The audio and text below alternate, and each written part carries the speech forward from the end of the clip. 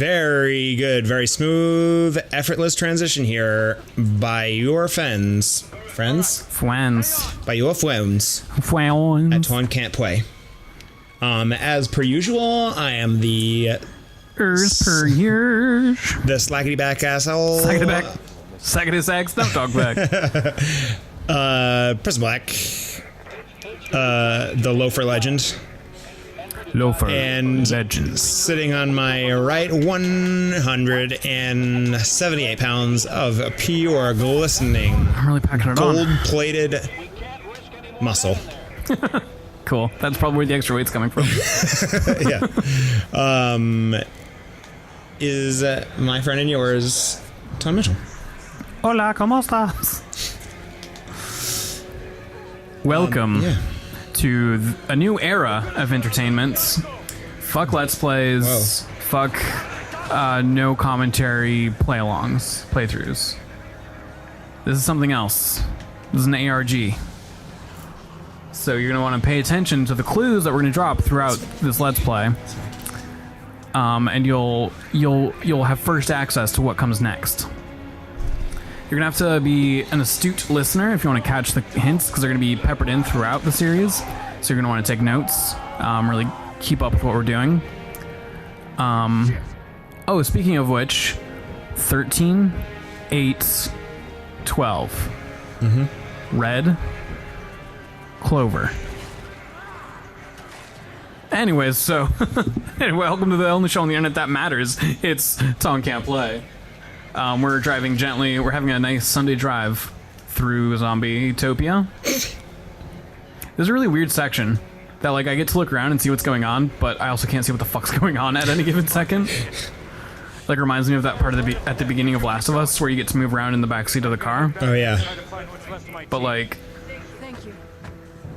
There's nothing to do. There's nothing interesting going on.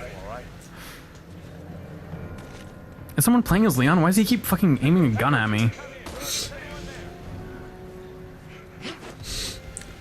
See you, idiots. Don't point that gun at anything you don't intend to shoot there, Leon. This part's weird. This guy just saved our shit, and we're like, okay, deuces. I think he says that he's gonna go back and look for any survivors, but that's also like, we could have just got him out of there. Yeah, but you're probably not. Nobody said his name. He's gonna die. Real red shirt there. Star Trek reference. That was sick. Wow. Do another. I'm ready. I'm ready for it. I want to hear you do that one more time. Another reference? Yep. Don't force it. Don't force it. Let it come naturally. Oh. You didn't force it. That was natural. Wow. Reference to Star Trek the Movie 2, Rise of Khan. Revenge of Khan? Wrath of Khan. Wrath of Khan. Well, that's pretty close. Is that 2? I don't know, dog. I've only seen... Or it's 2 or 3. The new Star Trek 2, and no other Star Trek movie. Oh, the other one with Khan. Yep, okay, so I was right. In my own special way. I mean, that makes it sound like I don't like Star Trek. I'm intrigued by Star Trek, but... A lot of Star Trek. There's just a lot of Star Trek. It's like, how do you keep up with it if you weren't born in the 60s, you know? See, like, they kind of, like, edge towards the psychological damage this does to Leon, seeing this same exact fucking scene happen half a dozen times already to him. And I'd love for them to lean into, like, how fucked up Chris, Jill, and Leon are as people from just being at the center of all these things. It's never that. It's always just like, this is horrible. Yeah. All right, I'm ready to go. They immediately turn away and start wreaking more havoc. Yeah, no, like, psychological trouble. Well, you just cut and run, huh? Yeah, no, fuck it. No shooting hordes of zombies for you. Don't need it. Me? Nah, dog. That ain't my scene. Don't forget to punch the crates on your way. Oh, I will. Consider these crates punched. You seem like you want me to talk about an online multiplayer shooter that you don't play for a minute. I was hoping you would. God, every day that you have to spend without me just babbling on about either Apex Legends or Overwatch, I can only imagine how insufferable that must be for you. You've been tweeting pretty aggressively about Apex Legends. Yeah, wow, some shit popped off in the Apex Legends, like, community. Oh, really? Yeah, so season 4 of their competitive shit's coming soon, and so far in each new season has introduced like new characters, new guns, and also has progressed the story a little bit. Oh, we got our new Leon. Yeah, baby, Delta T600. Mm-hmm. Yeah, the newest Terminator. Fuck shit up. And normally like leaks just happen. They're a pretty small studio. I mean, they have EA money, but Respawn that actually works on Apex Legends is relatively small. Mm-hmm. So like leaks happen, you know, they just put shit in code that they don't activate to like show up in the game. Oh, hello. Howdy friends. Pilgrim. Howdy Pilgrim. Pilgrim. Howdy. But people who know how to actually like access the code can get in there and be like, oh, what's this reference to what sounds like a character name or a gun that exists in the other games made by this company? That must be something coming in the new season. So basically like an amount of that has happened since the dawn of Apex Legends. And as far as I've been paying attention to it, it's been the same like 2 or 3 people that usually make these leaks. But for some reason, I think it's because like developers commented on some stuff, both encouraging people to dig for leaks because they love seeing the community that passionate about it, and then a couple people being like, wow, you guys are ruining all the surprises, that it caused like a weird rift in the Apex Legends community. And all of a sudden, like the same people who were looking for leaks and like trying to seek out leaks were like condemning other people for sharing leaks, or how would you ever look for leaks? You're ruining the entire game. I, the perfect gamer, would never do such a thing. And then people are just posting screenshots of like, hey, remember 4 actual calendar days ago when you were doing the same bullshit? And so, oh well, that was short-lived. Bye. Thanks for coming. People got weirdly fucking heated about that shit on Twitter, and I happened to follow like 2 of the main people, so I was like getting it a lot from both sides, and I did not give much of a shit. I wanted to call it. All I wanted to do was call out the person who was being very, I forget what the word, but basically went back on what they were doing a literal week ago to condemn people for doing exactly the same thing. Uh-huh. But I chose not to. And I think I vague posted about it a couple times. Anyway, the season 4 hype shit that people got a little bit upset getting leaks has been like a 2-week Twitter campaign where the Apex page first says way ahead of time, where before they normally confirm heroes, like, hey, here's the new hero coming next season, Forge, and like give a whole character bio about him. Here's how like roughly like vague about how he's gonna play. Yeah, the ground just falls away sometimes. No big deal. And like spends a couple days hyping him up, like, oh, how cool is this character about to be? Probably gonna die here because I'm trying to talk and I'm probably gonna have to do a quick time event at some point. This seems like a bad time. Yeah. A lot of cars just being thrown around. Anyway, this whole time people had been convinced that a different character named Revenant was going to be the new hero, so like, oh, this seems like a surprise. I was really expecting this other character. And people who were digging out leaks, I guess, like, were aware that this other character was going to show up at some point. Anyway, after a couple days of hyping up Forge, they have like an in-universe reporter was going to interview Forge about what it's going to be like to join the Apex games. And during that interview, he gets killed by Revenant, the character people were expecting. And people are like pissed that some people spoiled that surprise. I think it's fucking dope because I've just kind of been following it as it happens. Because now people are like, wait, is Forge really dead? Forge can't possibly be dead. He's coming back. Anyway, there's a lot of hype happening amongst the Apex world because a new game's coming. I feel like I was going somewhere with that at some point, and then I just talked about fucking Twitter Trump. But yeah, they released a like cinematic short just like 2 days ago that like is the big reveal for what the season 4 name's gonna be. It's season 4 Assimilation, and it's that character Revenant. What's the word? On like a hit where he realizes at that moment that he's not actually the human he thinks he is. He used to be an incredibly badass human hitman, but at some point he died, and this robotics company turned him into a robot that still thinks it's human, but just uses him as a killer, basically. Complicated. Yeah. And that realization is basically where that trailer ends. It also teases who might be a hero in the future. So where do you stand on like the leaks? Do you think that's part of it? Like, are you does that excite you, or are you like again it? Oh, what the fuck happened? You died, bro. Fucking whoever dropped in his Leon doesn't know what they're doing. It's hard to say. Like, the people who just happen to find the data that's in the code of the game that's live and anyone can get to, that shit I don't care about, because it's usually literally like file names that allude to something. There's no detail at all. It's just literally character names. So it just kind of leaves you to guess at what might be going on.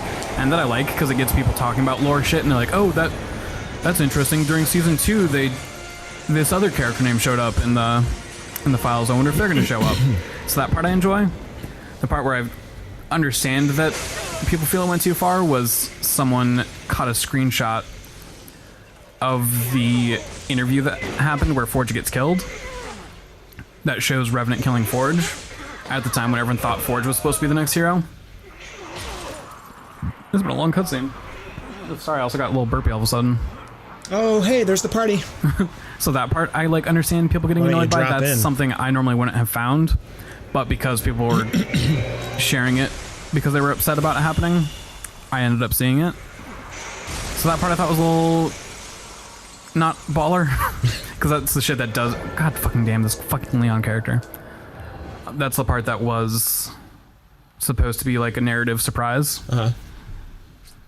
So yeah, as far as stuff that's vague file names, I'm fine with. I love that. It gets people talking about the game.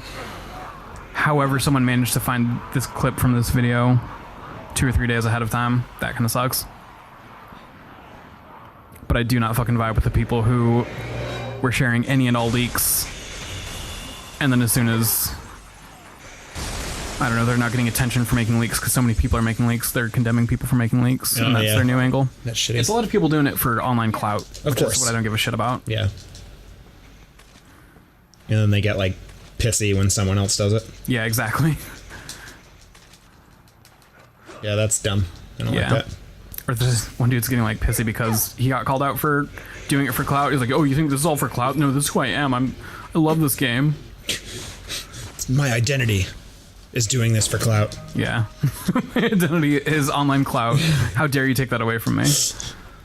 I was pursuing online clout while you were still in the womb. Yeah, don't be clout shaming. Umbrella. Oh, fuck. Something doesn't feel right? Oh, really? Is it that obelisk that's in this building for some reason? Yeah, that's shitty. I'm glad that you like that game. Yeah. It's a lot of fun. I love that they're including a lot of representation. And I swear to God, they're fucking intentionally making the white male characters uninteresting stereotypes. Because, like, at launch, the only white male character you could play as, you had to unlock. And, like, he's a murderer, and that's why he gets put in the Apex games. They're like, oh, he's going to kill people anyway. Let's put him somewhere where, you know, people will buy tickets to watch it. But he's bearded, has a mask on, is kind of just, like, not an interesting character that much. He's kind of, like, cringy-ish. And then this new character, Revenant, when he was a human, was a white dude, and now he's a robot. Which I want so badly that to be a response to people who say that Orisa, the robot in Overwatch, is black because the person who built her is black. So when people get upset, there's no black representation in Overwatch, they'll say, Orisa's in that game, she's black. No, she's a fucking robot. So I hope, against hope, that was intentional to put a white character in that's a robot. Yeah. Because everyone else is so diverse. And that'd be a sick burn. I've seen a lot of people say what Overwatch thought they were doing, this, like, really cool moment where a lot of people were hype for what Overwatch was doing at launch, and then what they kept selling that they were doing is what Apex Legends is actually doing. They launched with, I forget if it's 1 or 2 gay characters in their cast, and a non-binary character who's not an alien or a robot, which is so often the route that goes, like a legitimately diverse cast that they keep expanding on to add more diversity. And I'm just like, okay, we had the diversity at launch, now let's get all the white people in there. Yeah, he's back. I think you're gonna really be excited by what's gonna happen with this particular fight.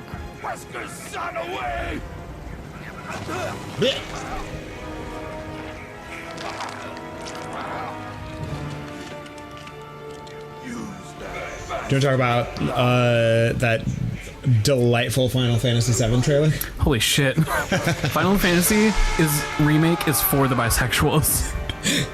Everyone else you can play it, but they know who they're selling to right now, and I am alive for it. Yeah. I went, like we said in a text chat, I went so quickly from like indifferent about the game and especially like worried about the section where Cloud has to find a dress to sneak into Don Cornholio's bullshit to motherfucking hyped for that section specifically. Yeah. Like that's all the only part of the game I want to play. Yeah, like what else is there? Was there not a fucking weed plant right there? There was. Wow. Still no Kate Sith though.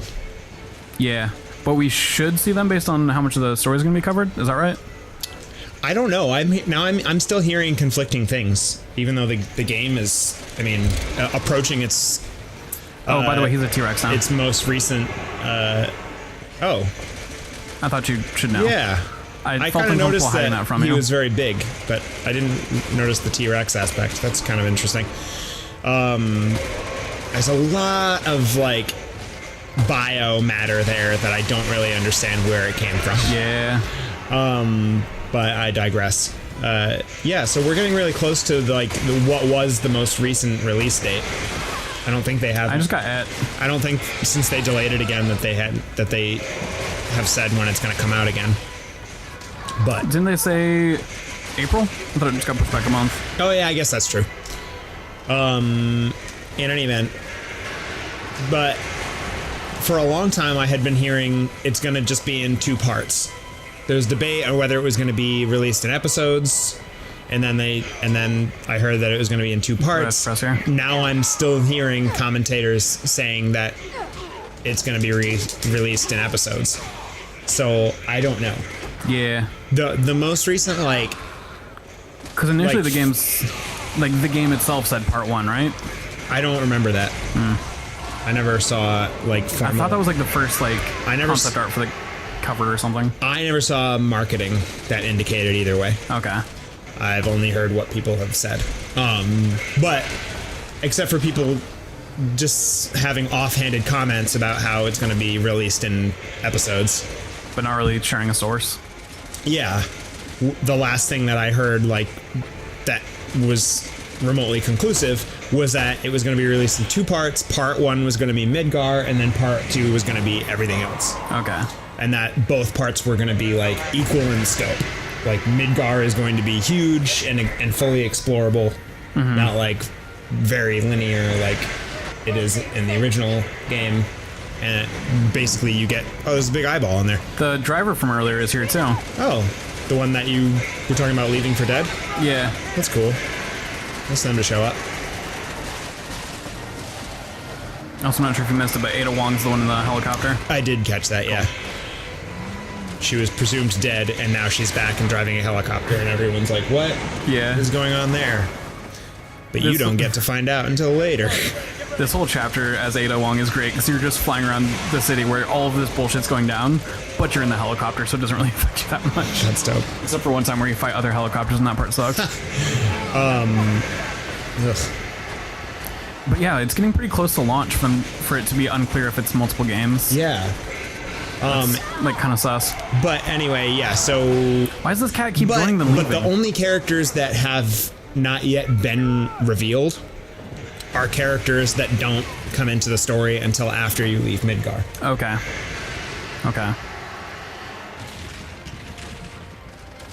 So it still seems possible that we might only see Midgar. Yeah.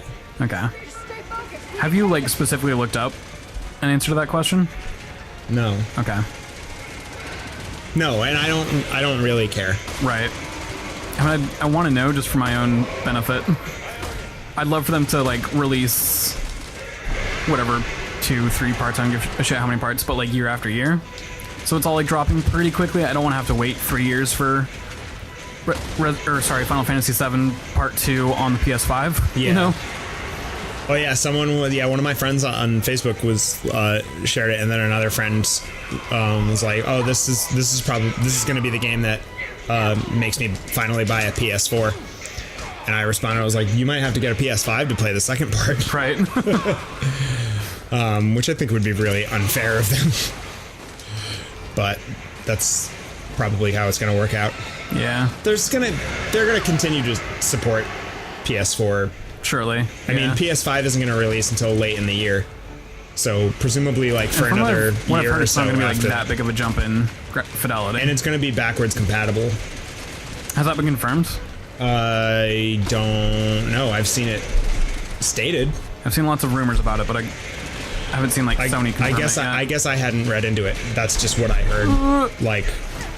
And it doesn't matter to me because I have right, I have a PS1, I have a PS2, a 3 and a 4. Yeah, so I'm fine. It doesn't matter to me if it's backwards compatible anyway. So I live my life in such a way that everything is backwards compatible. Yeah. But if it is, then there's no real. I would imagine that they would release it on PS4 anyway. I mean, they're not going to drag it out for that long. If it's going to be episodes, I doubt it's going to be yearly. It'll probably be like every 6 months or something. They're going to know that people are going to go through the first episode in a week. Depending on length, yeah.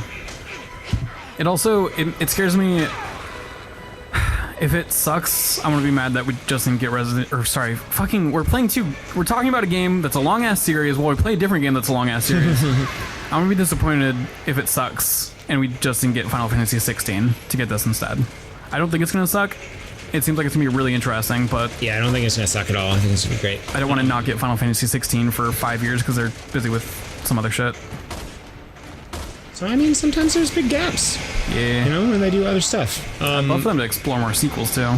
I heard. So I watched. Like 12-2, 13-2 kind of thing. I watched a video the other day. They were talking about it. And their commentary was that the main title Final Fantasy games have kind of been like uninspired for the past few games. That's hurtful. Yeah. They don't have like bad things necessarily to say about Final Fantasy 15, but they don't have like great things to say. They're just like, yeah, it's fine. Yeah. They don't have good things to say about Final Fantasy 13. Which I think is unfortunate. And no one ever talks about Final Fantasy 12. Which is weird. Yeah. It was like the last game on the PS2, one of the last games on the PS2. Yeah. So they're like talking about like similar to Capcom with Resident Evil, since you've been fixated on that. That like kind of going back and like doing a remaster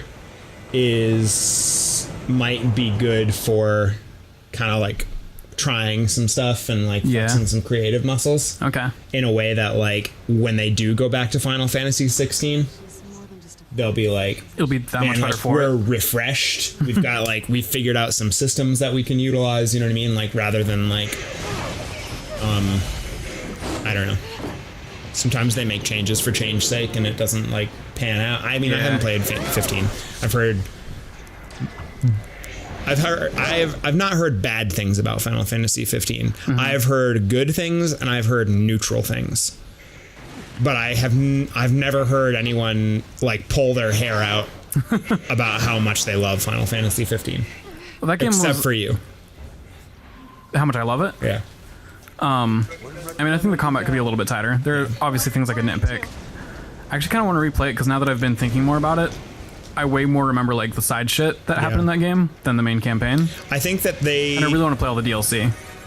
Yeah, and I feel like most of the like commentary against it that I hear is that it's a little bit too open world, and like that the main campaign isn't the most captivating thing. Yeah, you basically get put in a big open world with a shit ton of fun, interesting side quests. And then a door that if once you go through that door, it's the end game. So you could probably beat the game in probably like 10 hours. Yeah. If you really wanted to. Yeah, and I think these people want like a 40 to 80 hour like main campaign driven like story like Final Fantasy is at its best. Yeah. What a lot of people want is literally Final Fantasy VII again. I think Final Fantasy VII is I would go so far as to say is like the apex of what Final Fantasy is capable of. But I mean, I know a lot of people will say kind of the same thing about Final Fantasy. I get confused on the earlier games with the numbers, but I'd think it's 6, but 6, I don't. Yeah. I think 6, 3, 7 are the ones that are like most commonly touted as like the greats. And that's how they play. I mean, they're big. There's side stuff that you can do, but like the main story is where it's at. That's where the focus is, and it's well written and like it's there. And whereas you get to like 10, and like 10's fine, but it plays very differently. And there's a lot of love for 10, but it doesn't have the same like I'm in a world. It's not as immersive.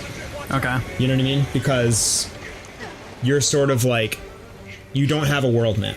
You're sent to like different locations. Yeah. And it's a little bit more linear.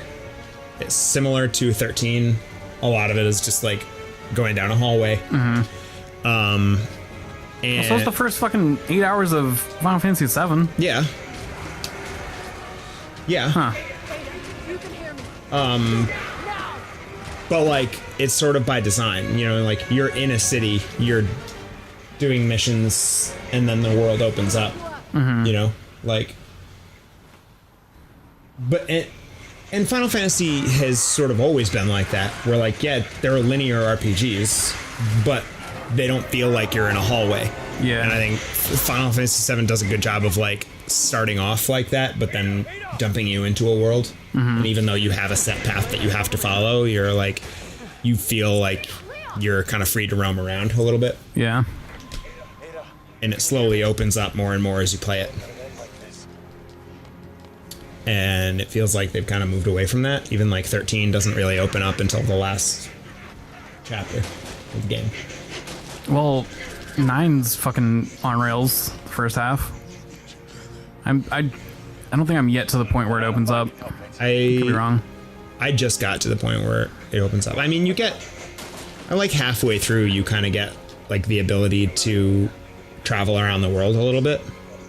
Rather than like just going to like these different locations. Just a quick moment to talk about Resi 7 real quick, or sorry, Resi 6. This part fucking sucks. As Helena. Leon and Ada are both down there fighting the big bad. And I'm up here supposed to like offer them support, but I know that like Helena is like the secondary character in the Leon story. Yeah. But like it seems like a lot of the boss fights end up with you up on a ledge. And like Leon down in the trenches with a monster. Yeah, it's kind of a bummer because the first half is way more focused on Helena as she's like trying to find her sister. Yeah. And then as soon as we get to China, it's just Leon's story. Yeah. And like, why is Helena even here almost? Are you getting to like the end of the chapter, do you think, at a good stopping point, or? We're in the final chapter, but we should finish this sequence. Okay. Is there enough to fill another episode, do you think? Do you want to? Probably not. We've got probably like 10 minutes. Okay. We'll just do a long one. Right. Could theoretically split this one in half, but I probably won't do that. I mean, that's part of what sucks so much about this part is like, I'm literally just waiting until they've managed to kill him. Yeah. There's only so much I can do. And you've got a player-controlled Leon right now, right? So. No, I've got AI Leon. Oh. So we could be here all fucking day. And it sucks because I'll run out of ammo eventually. Yeah. To the point I'm not going to be helpful. I mean, this rifle's great, but...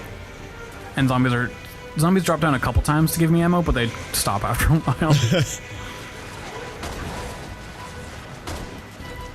Anyway, sorry, I didn't mean to derail you. I just wanted to share some gripes about this game. Yeah. Anyway, that's not my personal opinion. I mean, I've shared my opinions on the Final Fantasy games that I've played, but I haven't really... I mean, I think it's similar to the Resident Evil fans. Like, they don't know what the fuck they want, and they just need to accept that. Just trust Square Enix to make a fun game. Yeah. Stop complaining every time anyone comes out that, oh, it's not like 6, it's not like 7, or whatever the fuck. Like, I don't know. You can't have every game be the same. Yeah. Sometimes you have to try different stuff out. I haven't really like fully...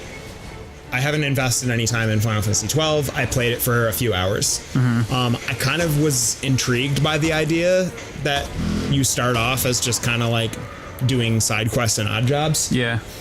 And like, what I didn't like was that the battle mechanics were more derived from like online RPGs. Yeah. Because I don't really like that. I think the pacing on 12 is really fun because you do spend a little while. You're literally like Aladdin, just doing like street jobs. Yeah. And then it slowly unveils how big of a game it actually is. Yeah. And I think I have an issue. One of my complaints with 12 is very similar to a complaint with 15. Is when it comes to side quest stuff, it's really hard to know what stuff is going to be rewarding.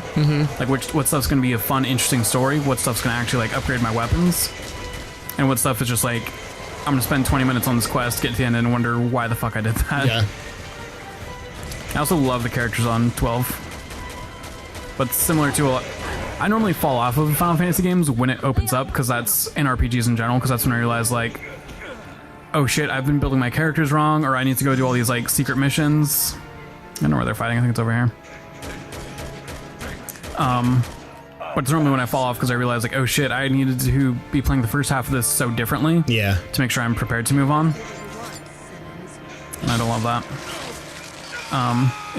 It's just overwhelming to realize either I'm going to be behind for the rest of this playthrough, or I need to start over. Yeah. And so that's where I dropped off with 12.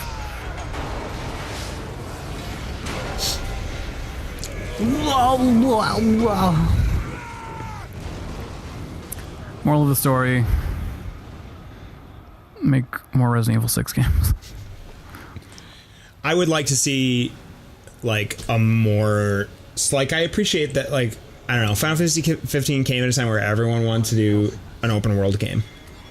Yeah, and what a wrinkle about Final Fantasy 15 is that it was announced in like 2006. Yeah.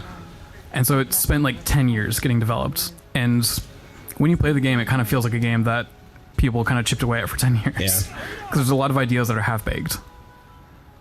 And like because of that, I'd love for them to have a normal development cycle for a Final Fantasy game. I like the idea of like a real open world Final Fantasy game, even though like at a certain point most of them are open world, in the sense that like you have the ability eventually in most of them to freely travel, and there's stuff that you can discover and all that stuff. But like there's no world map, right? It's just you're in the world. For what? Time for 15. There's a world map? There's a world map. Oh, like, because the world's so big you have to like figure out where towns are and shit.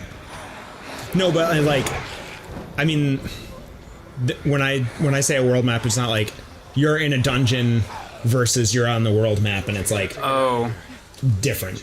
I think that has just evolved. Yeah. In such a way. There's still dungeons.